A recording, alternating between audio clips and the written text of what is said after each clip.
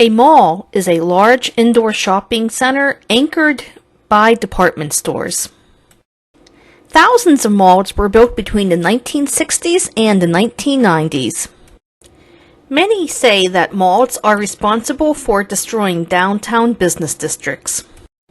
The mall, in its heyday, was the place to see and be seen. Malls dotted the suburban landscape of the United States. When I was coming of age in the 1980s and early 90s, the mall was the place to go. However, when the 20th century came to an end, malls started to see a decline. During the first 2 decades of the 2000s, hundreds of malls shuttered across the United States. The rise of online shopping and changes in consumer spending habits contributed to the decline of malls nationwide. So let's buckle up and take a trip into the Merrit Square Mall on Merrit Island, Florida. On a beautiful winter day in Central Florida, I visited the Merrit Square Mall. Built in 1970, the Merrit Square Mall is the oldest mall in Brevard County. Original anchor stores were Jordan Marsh, Ivy's, and JCPenney. 55 years later, the JCPenney's is still opened and functioning at the Merrit Square Mall. Originally, Macy's was Jordan Marsh, and then later on it was Burdines. Today it is a Macy's. In 1985, 60,000 square feet of retail space was added to the mall. Sears, which opened in 1989, was the 4th department store added to the mall. Sears closed in 2021. The mall has changed owners several times in its 55-year history. In 2025, the mall is owned by Namdar Realty Group. The Merrit Square Mall is your typical run-of-the-mill suburban mall. It has a mix of department stores, clothing stores, jewelry stores, and restaurants. Despite all the empty storefronts, it's not officially a dead mall, not yet. And this mall was probably packed with people and stores in its heyday. Throughout the mall are those uncomfortable wooden benches. Malls took seating areas out in order to deter loitering. The anchor stores left today are Dilliards, Macy's, and JCPenney. This mall has your classic 1980s decor. It's everything the word 1980 stands for. It's like taking a trip back in time. Personally, I am a fan of the decor from the 80s and 90s.